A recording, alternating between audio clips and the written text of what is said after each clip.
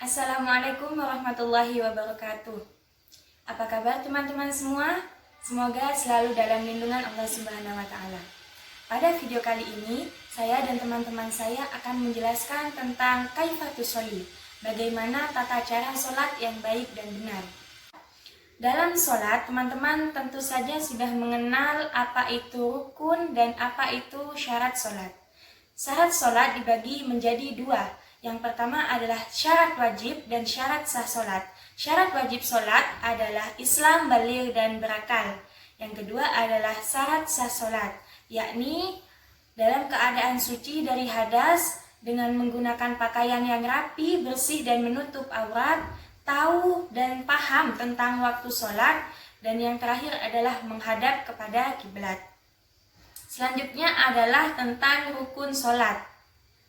Sebelum kita beranjak kepada rukun sholat, teman-teman tentunya harus tahu bagaimana cara wudhu yang benar. Karena wudhu adalah merupakan salah satu wasilah terkabulnya doa-doa kita, diterimanya sholat kita. Sebelum saya menjelaskan tentang tata cara sholat, perkenankan teman saya Siti Maulida untuk menjelaskan tentang bagaimana tata cara berwudhu yang baik dan benar. Baik, saya Siti Maulida akan menjelaskan tentang tata cara berwudu.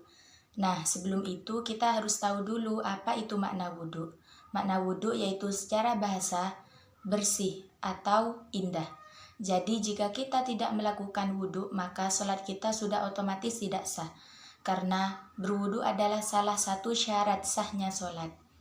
Baik, yang pertama, tata cara berwudu yaitu kita harus niat terlebih dahulu. Sebagaimana bacaannya, nawaitul wudu'a li raf'il hadasil asghari fardhon lillahi ta'ala. Saya niat berwudu untuk menghilangkan hadas kecil karena Allah Ta'ala. Yang kedua yaitu membasuh wajah. Membasuh wajah yakni dari tumbuhnya rambut sampai ke belakang dagu. Yang ketiga, membasuh tangan. Membasuh tangan yakni dari telapak tangan sampai ke siku. Lebih afdol jika kita melebihkannya, khawatir tidak sampai ke siku. Dan juga kita harus mendahulukan anggota yang kanan. Yang keempat yakni membasuh sebagian kepala. Lebih afdolnya kita melihat dulu, mengira-ngirakan dulu sampai mana. Dan yang kelima yakni membasuh telinga. Membasuh telinga yakni hukumnya sunnah. Jadi jika kita tidak mengusap telinga, maka tidak apa-apa, wudhu kita tetap sah. Dan yang keenam adalah mengusap kaki. Mengusap kaki yakni dari kaki sampai selebihnya mata kaki. Dan ini dilakukan 3 kali. Dan yang terakhir yakni doa penutup setelah wudhu. Bismillahirrahmanirrahim. Asyhadu an la ilaha illallah wa asyhadu anna Muhammadan abduhu wa rasuluh. Allahumma ja'alni minat tawwabina wa ja'alni minal mutatahhirina wa ja'alni min ibadika sholihin. Nah, yang tak kalah pentingnya dari wudhu adalah bagaimana cara kita menutup aurat. Setelah ini akan dijelaskan oleh teman saya Siddiq Khalifin yang akan menerangkan tentang batasan menutup aurat saat sholat bagi laki-laki. Di sini saya akan menjelaskan tentang aurat laki-laki. Langsung saja kita melihat pembahasan tersebut. Aurat dalam artian wajib ditutupi. Nabi Muhammad SAW bersabda, "Ihfaz aurataka illa min zawjatika aw ma malakat yaminuka." Jagalah auratmu atau tutuplah auratmu kecuali pada istrimu atau budak yang kau miliki. Yang lebih dan yang lebih tepat dan didukung pendapat yang pertama adalah aurat laki-laki antara pusat dan lutut.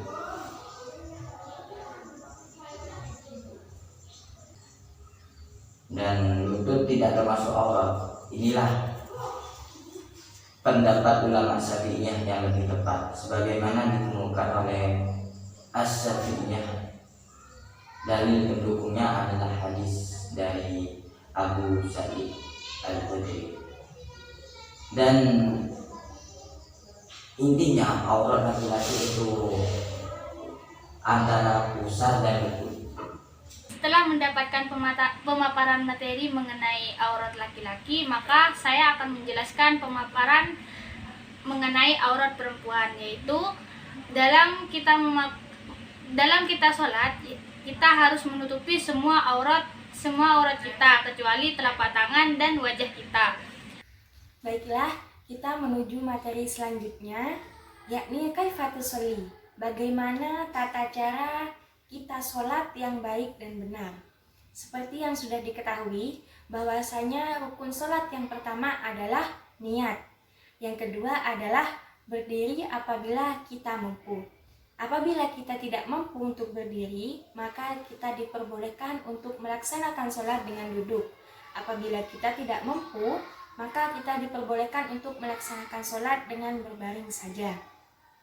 Selanjutnya adalah takbiratul ihram.